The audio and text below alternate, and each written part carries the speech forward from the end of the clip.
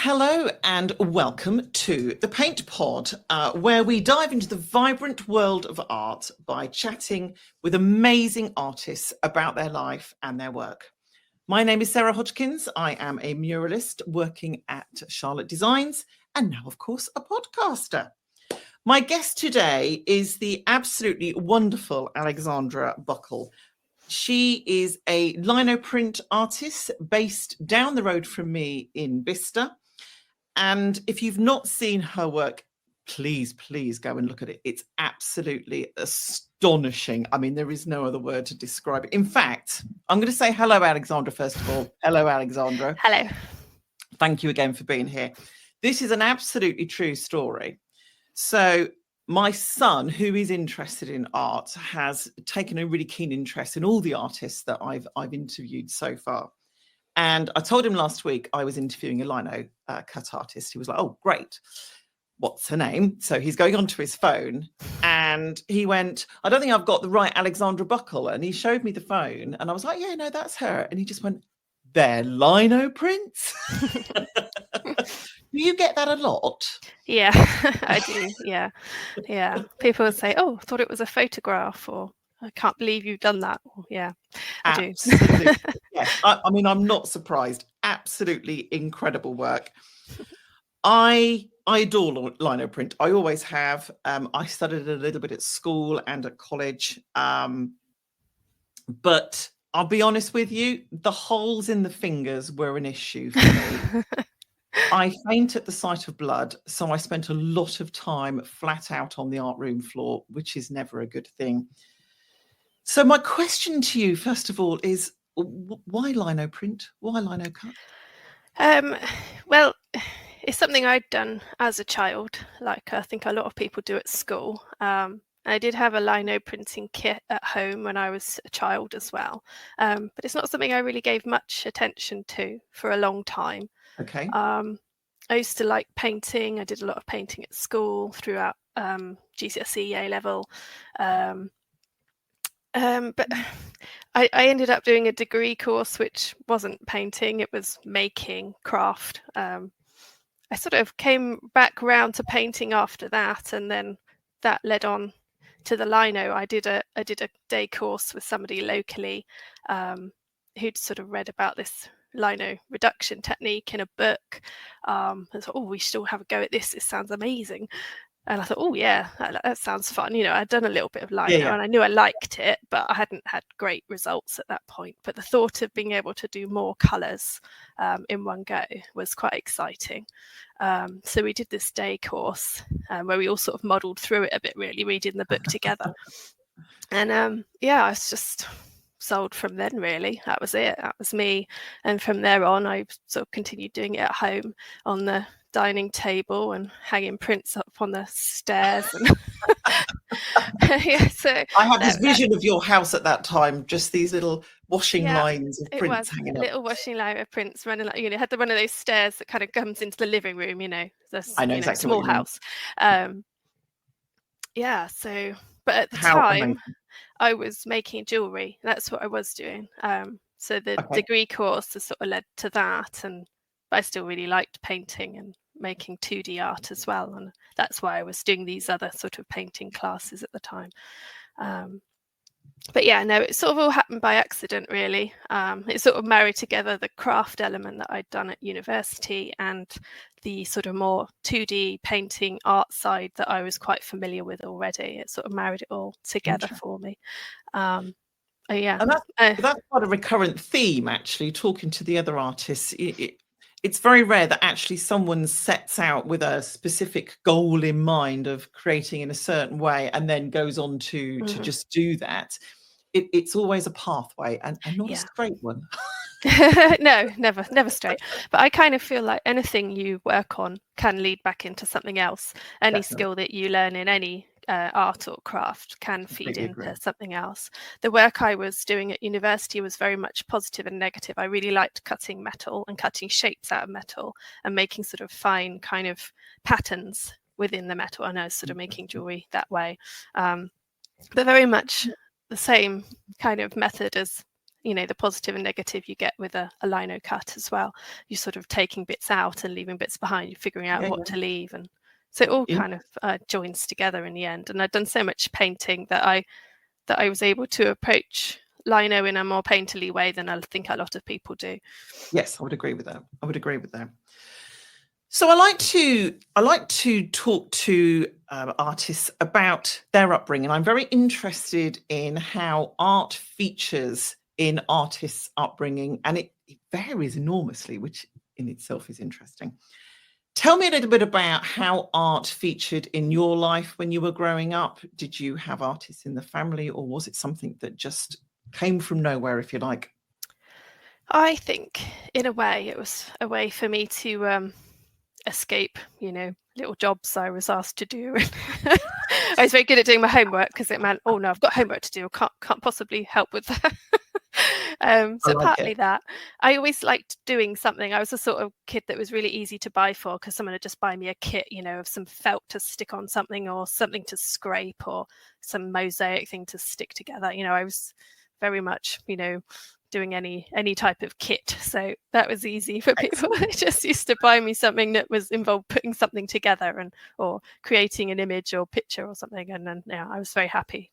I was very good at following instructions. I wasn't very good if I was like, sometimes I'd be like, oh, I really want to do something, what can I do? But I wouldn't be able to think of anything. I kind of needed someone to kind of or instructions to follow. I wasn't very kind of good at just coming up with something myself. And did you have an early influence? Was there a teacher or a family member that was an early influence on your career? I think I was of that age before they put in curriculum. All I remember doing at primary school was sticking, toilet rolls together in yogurt pots and things. Oh, yeah. So I think I was quite lucky in that regard, that my schooling kind of fed into it all quite nicely. Before teachers had to follow instructions. Yes. Oh my God! It just set you loose in a pile of boxes. Yes, and before art was cut from the curriculum, of course. Yeah, I did. I'm sure I did other things, but all I remember doing at school was arty projects and painting and drawing and sticking things together. So you obviously enjoyed your art at school. Do you feel you excelled in it? Is it a subject that you did well at? I mean, as I sort of got into GCSE and A level, yes, I was probably one of the better people, and that's maybe being a bit modest anyway. But I was incredibly modest when I was younger, and I was always the one that were like, oh look, this one's really good, and it gets held up in front of everybody, and I absolutely hated that. Or like you'd come in with your homework and then, oh, let's see yours, I was like, oh, okay. And you're holding your up, well, let's see it. So yeah, that kids are horrible, aren't they? But yeah, they are. No, I was quite good at school, but that in itself was quite encouraging, and I was lucky. I had some really good teachers at our school. Good. And it was quite art focused again. We had a good art space and everything. Went to Lord Bill's. I don't know if you know Lord Williams in Tame. No, I don't. But they had a great art department and some really good teachers. So yeah, throughout GCSE and A level, I was quite well supported with it all. So excellent. And I guess so much so that you went on to do a degree in design, I believe it was, at Sheffield. Yeah. Why choose design over maybe more of a fine art course? Well, again, that was me maybe not being particularly assertive when I was younger, because I did part-time art foundation at Oxford Brookes. Okay. And my teachers there, when you get to the point where you've got to choose your degree, where you're going to go, what you're going to do, and my teachers there were, I said, well, I really like painting, and they said, well, you're not a fine artist. And that seemed to be the only option. If you wanted to paint, you had to be a fine artist. And in some ways, I do agree. I'm not really that conceptual, and none of my work is particularly conceptual. And I think that's what they really meant. But at the time, it was kind of like, oh no, you can't paint because there's no, why don't you do craft? Because you're good at making things. I was like, well, yeah, I suppose I am. So I did. Yeah. And I did, I don't necessarily regret doing it, but maybe I think maybe if I'd have been a bit more assertive and a bit more aware, I might have been able to find myself a more appropriate degree that suited me better. I remember at university we had my uni was, again, a really, really good, had amazing art departments. It had a really good surface design department, and they're sort of about, making wallpapers, putting things on plates and saucers or textiles, sort of that kind of putting an image on something else. And I used to do a lot of their modules because it involved a lot of painting and drawing, and that used to suit me. So in a way, maybe that would have been a better degree for me, but whatever, it was fine. I did a lot of it, and I did a lot of other stuff, and I liked the metalwork, sort of the fine metalwork. I really enjoyed that. So it's interesting looking back, though, how some of these sort of microscopic decisions that kind of don't feel so huge at the time, later on have steered you down a certain path and led you to do different things. I mean, at the end of the day, none of us know whether a different degree would have made any difference to where we'd ended up. It's supposition. We just don't know, do we? So but I'm guessing from what you're saying that you do feel that degree has helped you, particularly with where you ended up in lino print.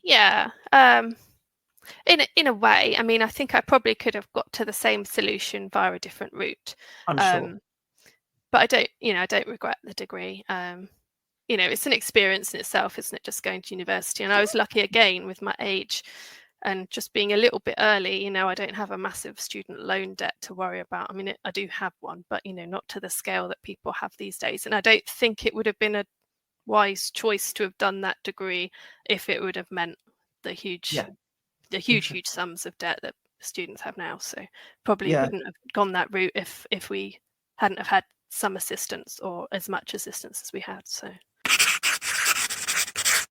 okay, I'm going to guess that most of our listeners have probably not done a lot of lino printing in their life. And to be fair, it's been 40 odd years since I've done it.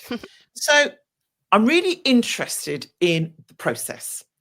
I would love for you to just talk me through how it all starts, talk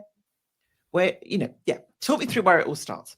Okay, so, well, for me personally, I take an awful lot of photographs. So where I began it sort of started when we got a new dog and we needed to walk the dog. That's where it started. And then we had to find nice places to go to walk the dog. So we were going to woodlands and fields and all sorts of things. And I got a bit carried away taking a million photographs. I'm exactly the same.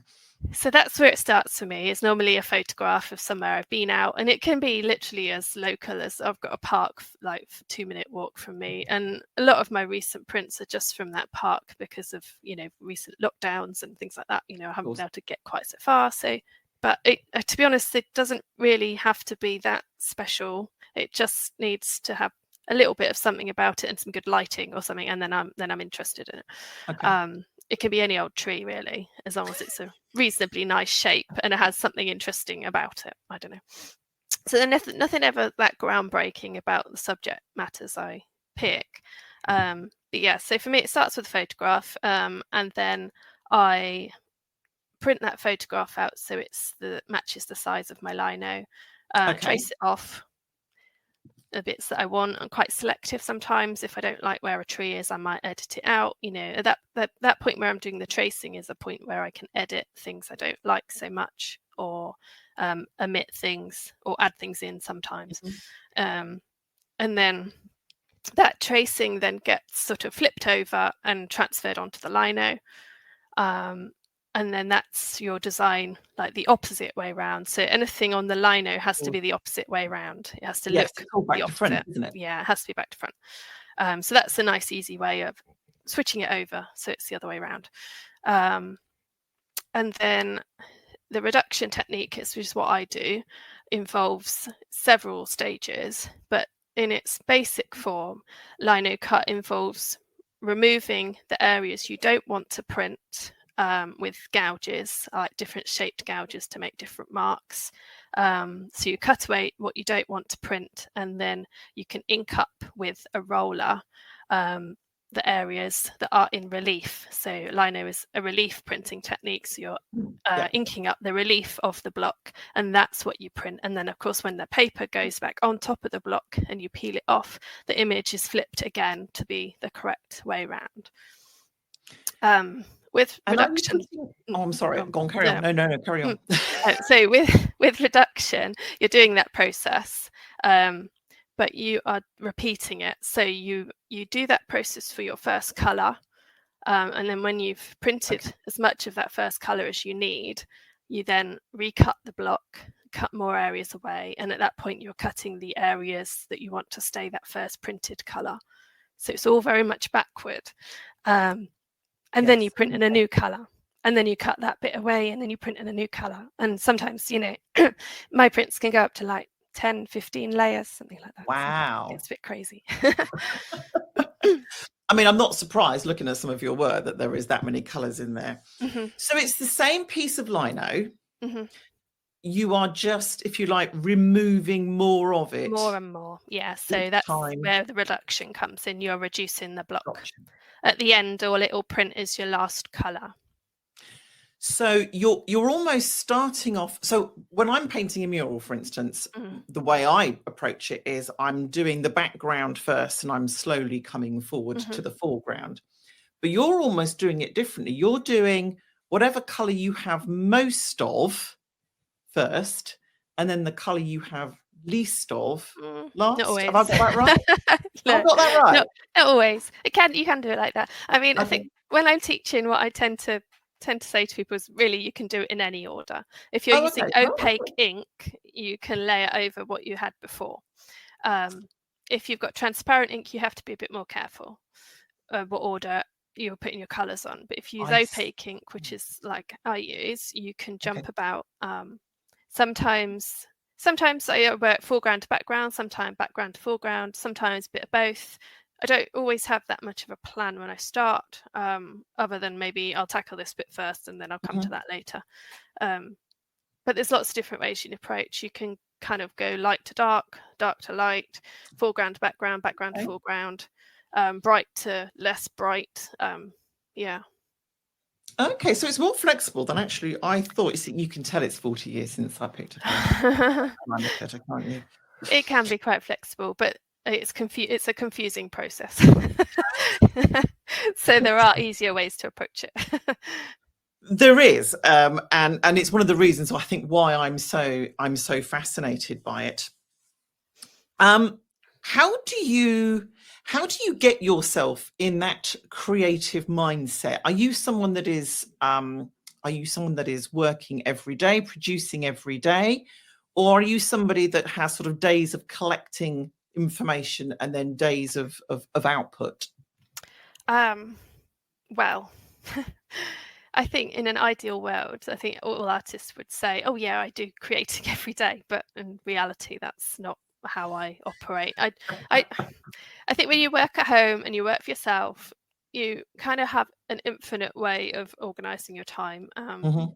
And if you have a level of a success and you're doing everything in your business, so I'm selling it, I'm posting it, right, I'm creating it, I'm doing everything. So the other jobs do take over a bit sometimes, or if you're exhibiting, that can take time getting your work. I even frame it myself, so wow. Apart from I don't make the frames, but I do put the work in the frames. So when you're doing everything, it does limit the amount of time you have for making. I'm forever trying to sort of put myself in some kind of regime where I'm kind of doing this for this much time and that, but in reality it doesn't really work. But I do try and do at least a little bit of creating a day.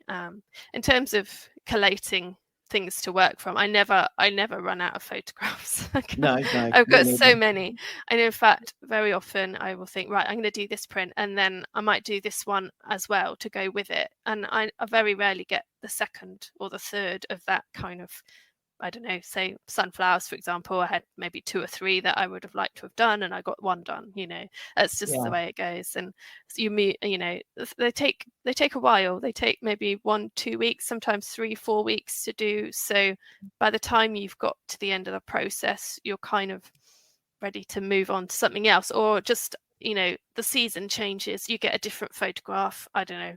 You Yeah, kind of yeah. I mean, there's all sorts of things, isn't it's there? just the way it goes. So Or how you've got an many? exhibition you need something Yeah, for I was specifically. going to say, yeah, Sorry, deadlines. go on. That's the thing that tends to Mhm. come up. Deadlines for whatever reason. So, how many prints do you make each time? Well, when I started out, I would be happy if I got maybe 5. Um, but now I try and maybe get 10 if it's quite a decent size.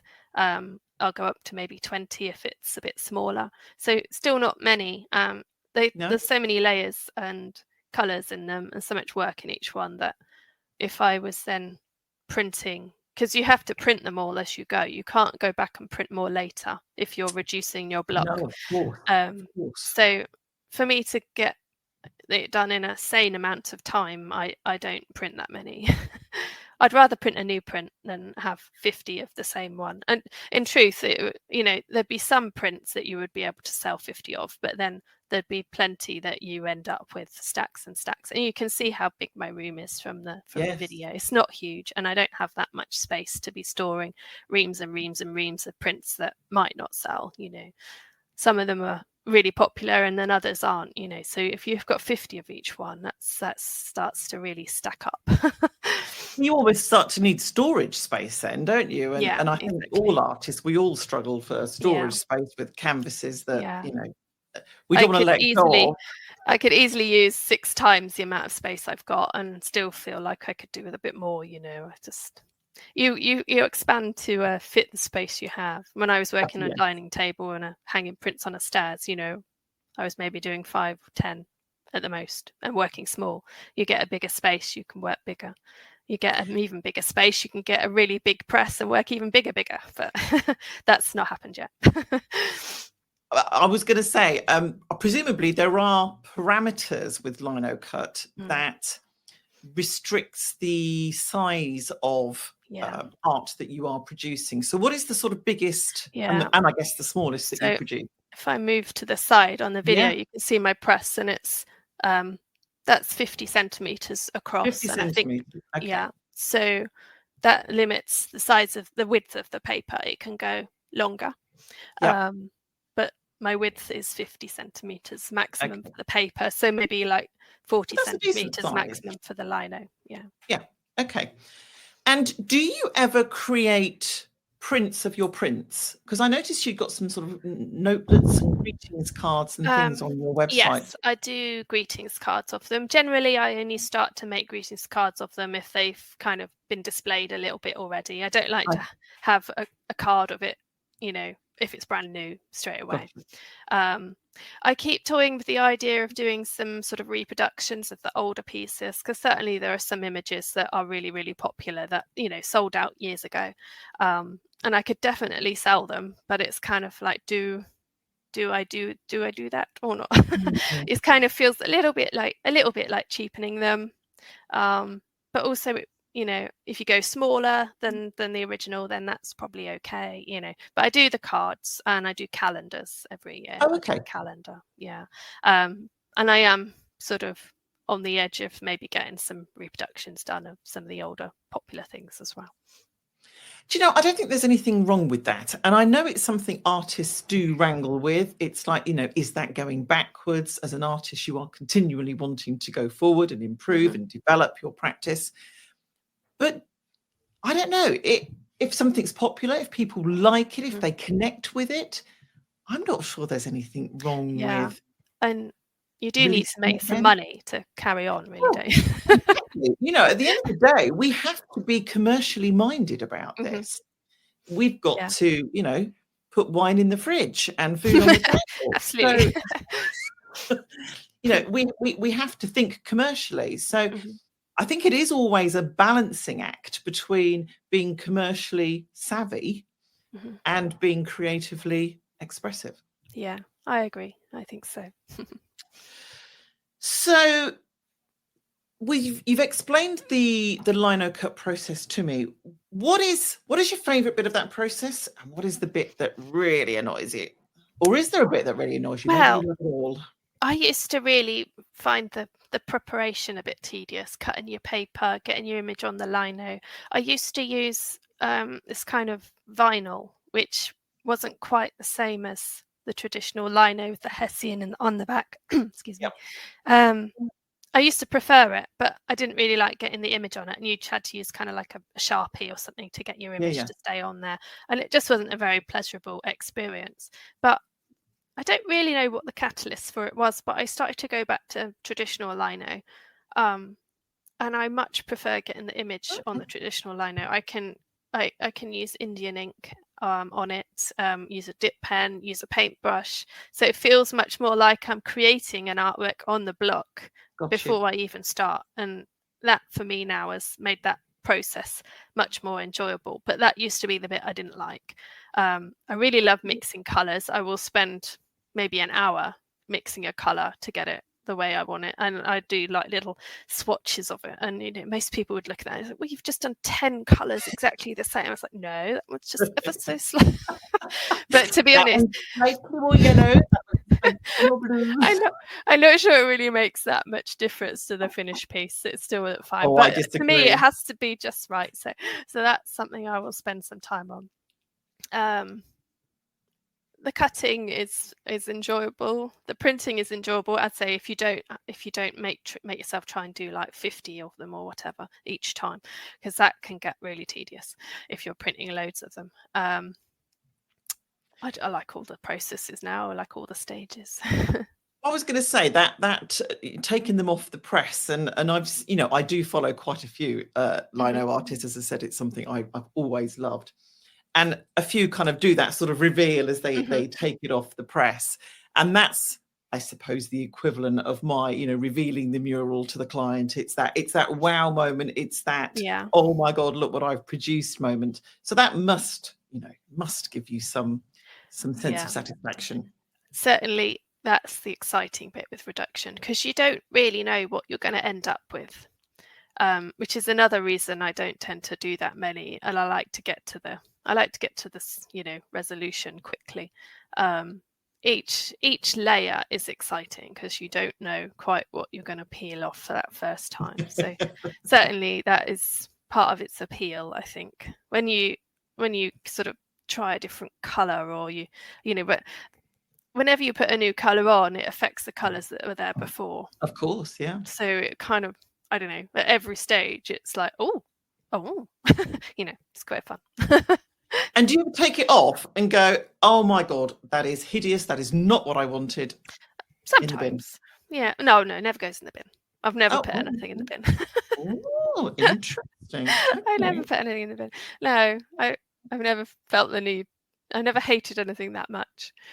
Sometimes at the end, I think, okay, well, that's what it looks like. I might just stick it in the drawer and forget about it for a week or two, because in your head you've got kind of, what you want it to look like, where you're aiming, and sometimes you get there and you're like, not quite sure I quite got where I wanted to, so I put it away and then I get it out again and like, oh, okay. So it normally looks better if you give it a bit of time. Yeah, you do go back and rework things then. So, I never, no, don't rework it. It looks different if I give it some time. Oh, okay. Interesting. Very interesting. I see it for what it is rather than what I was hoping it would be. No, that makes perfect sense. Okay, I want to talk a bit about the commercial side now, as we've already touched on. Being an artist is all very well, but we have to make money from it. So the commercial side is a very, very, I think, important part of being an artist. Do you remember the first piece you ever sold? Oh, no, not really. Or do I? Well, I'm just trying to think how long ago it would be. And do you mean lino or do you mean something else? And I'm trying to think. Probably were paintings sold before. Maybe to family and little small scale things. I remember at school one of the teachers wanted to buy something, but I don't think he did. I don't think he offered me quite enough money for it. But yeah, no, I don't really. So was there a moment where you thought this could be a career, this could be a job? And if there was a particular moment, what is it that what was the catalyst that led to that moment? So there is a pretty big defining moment in terms of the lino. So when I finished uni, I was doing the jewelry, and I did make and sell that for a few years, whilst also kind of I had a job as well at the same time. I was able, luckily, my partner did let me leave I was working in a bank and I didn't really like it. Okay. So he did let me leave because we could just about manage without me doing the job at the bank. And I did do the jewelry full time for a few years. It never really, I mean, it wasn't not successful, but it wasn't ever hugely successful. The things I did at university were very big and sculptural, and of course they didn't really teach us how to market stuff. So No, I never did. I was sort of making incredible things, but then it was like, well, how do you sell that? I don't really know. So I sort of scaled down, made sort of simpler jewelry, which was fine, but it wasn't going to ever be anything amazing. So I got into the lino, and I did that on my own, off my own back for a bit. And I had a friend who'd just gone to Japan, and she liked taking photos. It's like, oh, look at all my Japan photos. And I was just like, oh, these are great, Yeah. And there was one that she had of the Gold Pavilion in Kyoto, which is this amazing building, which is covered in gold leaf, and it's really shiny. It's like their number one tourist attraction. Yeah. I've seen really famous. So I did this little lino of this gold pavilion. It was really small, like 10 by 15 centimeters, and it came out really well. And at that time, when I was doing the painting classes, I was still sort of with the people that I was doing those painting classes with. We thought, oh, let's enter into the Royal Academy. That would be really fun. Let's enter into the summer exhibition. So I was just turning 30 at that point, and I did this awful self-portrait of myself, but I also submitted that, and I also submitted this little gold pavilion lino, and I was absolutely amazed. It got in, and I couldn't believe it, really. Wow. And everyone else was just like, oh my God, I can't believe you actually got in. That's amazing. I think they were all a little bit like, oh, okay. But it was, no, they were pleased for me, I think, I hope. But I'm sure there was only like 6 of them. And I think before it even opened to the public, they'd all sold. Wow. And then I sort of thought, hang on a minute. Someone is happy to pay like £100 plus pounds for like a tiny piece of paper with some ink on it, which, the value of that is just, tiny. And then I'm here making jewelry out of silver, which is really expensive. Yeah. And has worth, and I'm struggling to sell it. And I'm just thinking, hang on. Yeah, hang on a minute. What's going on? Maybe there's something to this. Maybe I should do a few more of these linos and see what. I mean, I think at that point, I'd done maybe 4 or 5 lino cuts, and then that one got in to the Royal Academy. Incredible. I mean, that's quite an achievement. I was pretty blown away by that, really. So that had quite an impact, obviously. Yeah, I'm not surprised. So I thought, okay, maybe I need to carry on doing these. Maybe there's something to this. So I did. And then I got in the year after, which again, just was like, okay. But I've not managed to get in since. So that was over a decade ago. I've had some near misses since. So it's funny because like my work is so much better now than it was then. But how funny. I got those early ones in. But that changed the landscape for you, and clearly changed the way that you approached your art practice. Yeah. So from that point, how did you market yourself? What was your process for getting your work out in front of customers? So I mean, I'm quite lucky that my husband was a web developer at the time, so I had a website. That is very handy. That was easy. That one was easy to do. So I had that. I suppose I was sort of doing small exhibitions, local exhibitions. I've been in the same area for quite a long time, so that helped. I sort of people started to be aware of the work a little bit sort of locally. And then so website. What else was I doing at that early stage? Because you're on Not really Etsy. sure. Art fairs, exhibitions. Yeah, It you're on wasn't Etsy. until Okay, go on. it wasn't until sorry. I think at an art fair, another artist said, "Oh, have you tried the Art Finder website?" I was like, "Oh no, what's that?" There's lots of websites. It's hard to keep track of what they all are, what they all Indeed. offer. She said, "Well, that's quite, it's quite good. It's quite a good website. I've sold quite a few on there." So I started to upload to that. And I think it was a bit of right place, right time. I was quite lucky. I sort of uploaded. I had quite a backlog of work to upload at that point. I had many, many pieces. Oh, really? So I just upload a few every week to this website. And before I knew it, like, you go into the printmakers section and it was like all me. It's like, Brilliant. okay. But I was sort of the only person uploading colour for lino at that point as well. So mine really stood out. And I remember one year, what year would it have been? Good question. Maybe 2015, like Christmas. They used to do art of the day. They used to do an email art of the day, and they did one of mine as art of the day. And it was just after Christmas, and I think it just hit just at the right time when people were, bored between Christmas and New Year. And I think I had like 7,000 hits on my artwork that day, and I sold several of them. And I'd been on the website maybe a few months at that point and sold one little one at that point. But then once that caught, it went bonkers for a long time, and I was selling loads on Art Finder. It's a bit harder to sell on there now, and they're not doing quite as well as they used to. But it's still good. It's still one of my best places.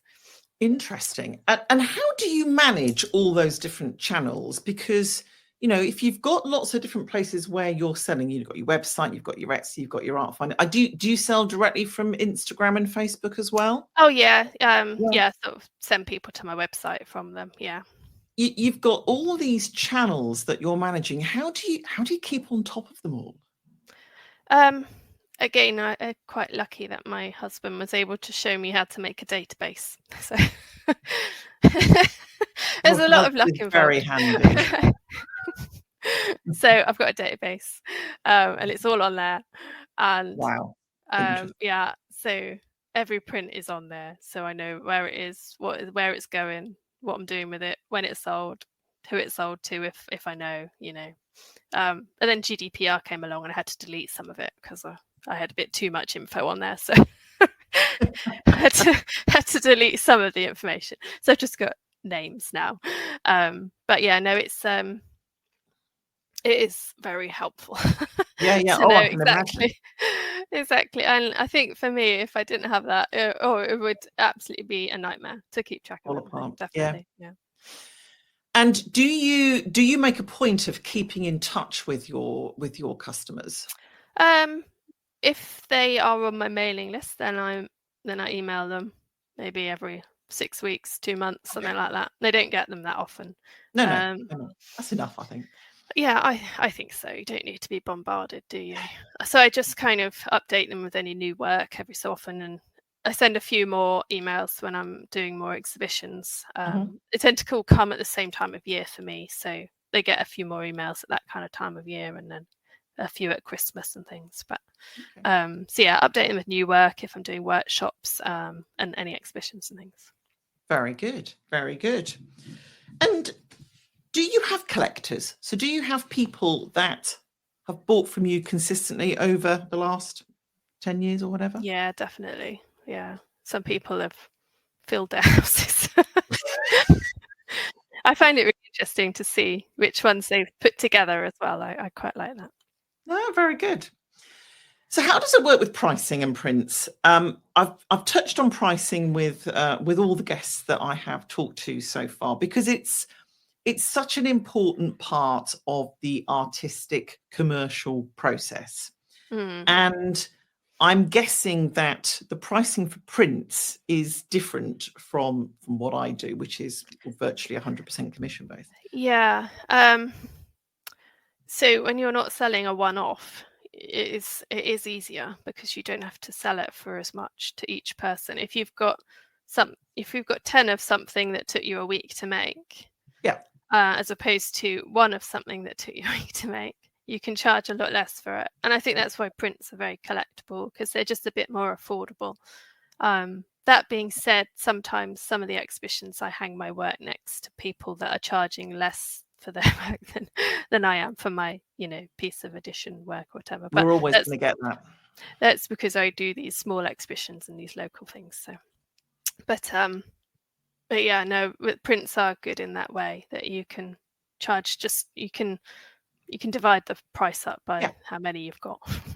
No, and that makes perfect sense. And you also you've mentioned already that you do workshops as well for your for printing. So that's another income stream that's coming through. How did they come about?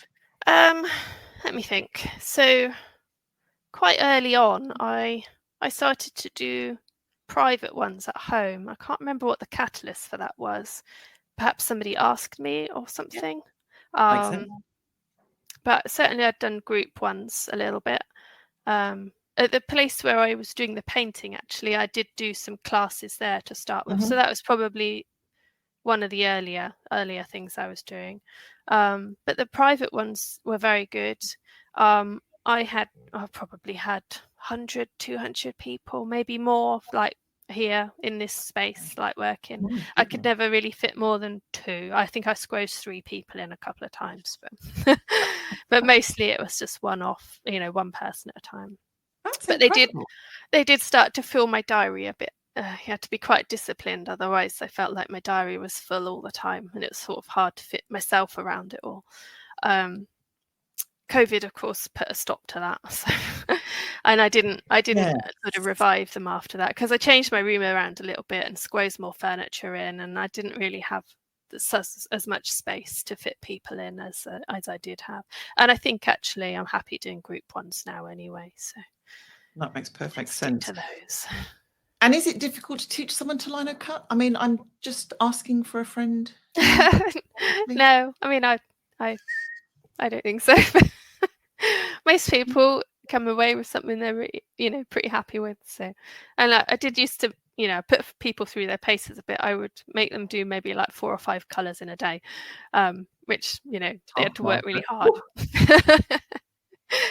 Wow. But small enough. You work small enough. It's not too bad. But then go home with soggy prints. They'd be very wet. Lovely. Yeah, that doesn't sound like a marketing message to me. Take home with soggy prints. Take home soggy prints, yeah. It's all doable. They just lay them out in the car or something, it's fine. And I just want to touch on one more thing before we leave the sort of commercial aspect of what you do. I noticed that you have a page on Patreon. And I don't know much about that, if I'm brutally honest. So I'm going to guess that a lot of our audience don't know much about that too. I know it's a subscription based, and I know it's a way of kind of selling, I suppose, courses in a way. Can you talk to me a little bit about how that works and how you use it? So yeah, there are different ways of using it. I tend to use it more now. I mean, I kind of got to the point where I wanted to use it, but I wasn't quite sure what to do with it. So I came at it from the wrong direction, maybe. So I've sort of been feeling my way a little bit with it. But initially, I was sort of approaching it as a way to for people to further what they'd learnt from me in a course or something. But in truth, that didn't really work out. So it's more people that are out there trying to find information off their own back, people that like sort of figuring things out for themselves. So I tend to post things. I sort of got some hints and tips and articles of things people might find useful. I think partly I was inspired. Like everybody seems to make a book these days. So many E-book, lino cut very artists have done big. a book, and I don't know. I don't know if I've got that in me. And so many people have done it already. It just feels like retreading the same ground. So I thought, well, why don't I put that into articles and just shove them on Okay, this website? And interesting. so I'm sort of doing it that way instead. I mean, I'm sure it's not earning anywhere near as much as people when they do a book they do, but whatever. So there's some more sort of how-tos and a bit of information, a bit of sort of stuff about equipment and things. But mostly now I use it as a way to tell people what I'm doing with my work. So I almost use it like another social media platform, but Interesting. one where I tell a bit more, give a bit more information. I might say a bit more about how I've done it or why I've done it. That's sort of how I'm approaching it now, Yeah. anyway. Oh, that's interesting. Yeah. So I hadn't thought of doing it myself, mm, so I just wanted to just really find out whether it was something that you felt was beneficial, both from a financial point of view as well as a yeah. development point of I view. mean, it's not earning loads of money. I mean, not loads and loads. Maybe it will at some point, but I think there are people getting something out of it, and Mhm. I sort of get quite a lot out of it. Almost encourages me to put some thought into what I'm doing. It's almost Okay. like, I don't know, putting my thoughts into words a bit, which I find quite helpful. Sometimes Hmm. I might record myself doing stuff and talk to camera a bit, and sometimes I just write it depending Okay. on what I feel like. Interesting.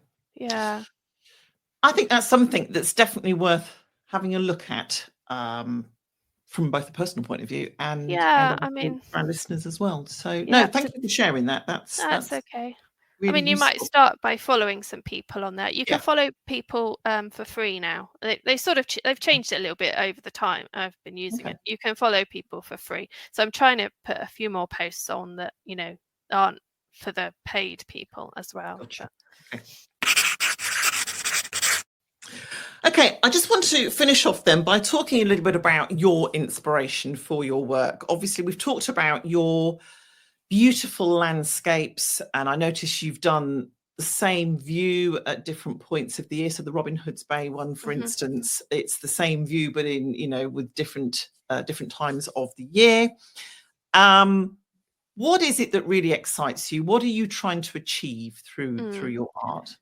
I think I get excited if I see something that's got a colour in it that I've not used before. Oh, I get excited by okay. that, particularly if it's got some red in it because I don't get much chance to use red. Um, Not huge amounts ah, of red in nature. no. Um, so yeah, I like if it's got an interesting colour. I like if it's got some dappled light or something very Mhm. sparkly about it because that works very well in lino. You can do little dots of light and so good light, good shadows. Um, just an interesting shape, or something that looks maybe like it would be interesting to cut. That might excite me. Yeah, get that. But very often I take photos of the same trees again and again. I do seem to. Um, That it's not just me. no. No, yeah, I think, oh, it looks nice today, or oh, it's got a nice sky behind it today, or something. I don't know. I like sky. Sky is nice. Sky, water, Yeah. trees, bit of flowers. Yeah. Coastal scenes. I don't get to the coast that often, so there's less of that. It's mostly what I get access to, Yeah. really. No, it makes perfect sense. Yeah. And do you how do you want your audience to feel when they look at one of your lino prints? What is it you're trying to achieve in your audience, in the onlooker? I suppose I'm just trying to um, make them happy and calm. I like that. Happy. That's Yeah, good. happy and calm. Yeah, I don't like to excite people too much. Just if people think, oh, that's very nice. Yeah, that's good enough for me. No, no, it makes If they're perfect happy to sense. put it on their wall, then that's fine. They're happy to look at it. Do you have I a don't think favorite? people need challenging too much sometimes. Oh, I do get that. I really do get that. Sometimes you just want to look at something nice Yeah, and feel exactly. calm and relaxed and Yeah. happy. Or convey the sort of sense that I get when I'm out and enjoying it in real Yeah. life. Yeah. That's true. So do you have a favourite piece that you've produced? Oh, that varies.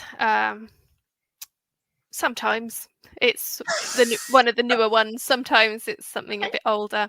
It changes. Yeah, not really. No. Favorite subjects, I think, more than I like Tea Garden Path for what it's worth. Okay. Oh, good. I'm pleased because Absolutely I like stunning. that one. Good. It hasn't been all that popular yet, but maybe it will have its Love it. day. I was very Absolutely happy love with it. how that one came out. Why wouldn't you be? Look it up. Absolutely stunning. So before I let you go, I do want to just close in on one thing, and that is it would be remiss of me to let you go without talking about Landscape Artist of the Year. Oh, It's okay. something that some of our artists have in common, including myself. We've been wild cards in different places. So you were a wild card at Whitstable, and I was. believe actually went and did lino print. I did. And Yeah. It's a bit there. bonkers. Are you mad? Well, I was gonna paint, and I thought, why am I painting? I should be doing lino. That's my thing. So I kind of put some thought into it. How is this going to work outside? What can I do to make this work outside if it's raining or really hot? Yes. Well, In the imagine end, heat's I a had problem. very hot, very hot day. Yeah, no, it's a bit bonkers, but yeah, I did it. I work quite fast, so I knew I could do. I knew I could physically, do it in time. Okay. Because you don't know what you're going to be looking at, so that's No, always no. a bit And of did an you enjoy the unknown. But experience? yeah, it was really good. I mean, I said very hot, and my Yeah. poor husband was with me, and he's sort of, floating around Whitstable all day. He got really sunburnt, bless him, floating about. And then at the end of the process, all we wanted to do was get in the sea, so we did. We had to have a paddle at the end, which was I don't such blame you. relief. I don't But blame yeah, you. it was a really great process. Really good. Yeah. And would you I do it again? I would. The thing about it is it's always at the same time as Bucks Art Weeks, which I always do.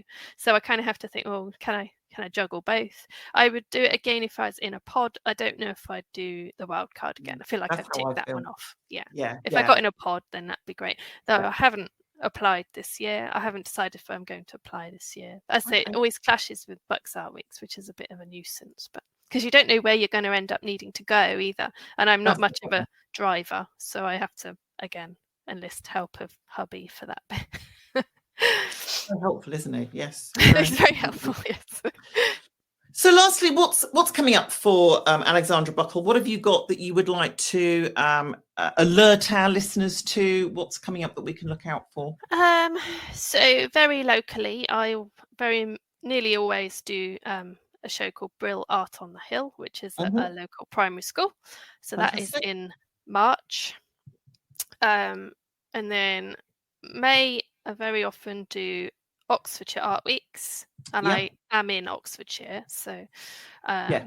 I used to open here at home, but now there's more going on in Bicester now than there used to be, and we tend to do group exhibitions. So I'm doing a group exhibition at Western Manor Hotel. I think that's what it's Nice. called. It is. And then Bucks Art Weeks is in June, and there's a group of us that we've been displaying together for quite a few years now. Last year we had access to this amazing barn space in Adstock, which is sort of Near Buckingham, isn't it? North Bucks, near Buckingham. Yeah. And we've got that again this year.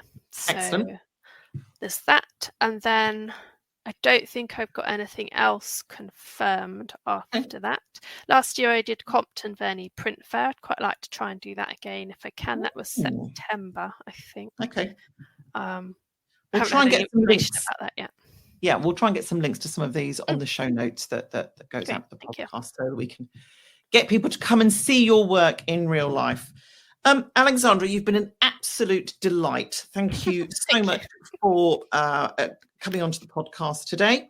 If you would like to go and see Alexandra's work, and I strongly urge you to do so, you can find her on Instagram at alexandra.buckle.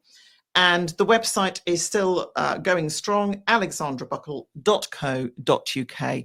Do go and have a look at some of her amazing artwork. Thank you again, Alexandra, for being such a great guest. No problem. Please like, subscribe, and do all those things that you need to do. And until next time we wander through our audio gallery of delights, thank you and goodbye. Thank you.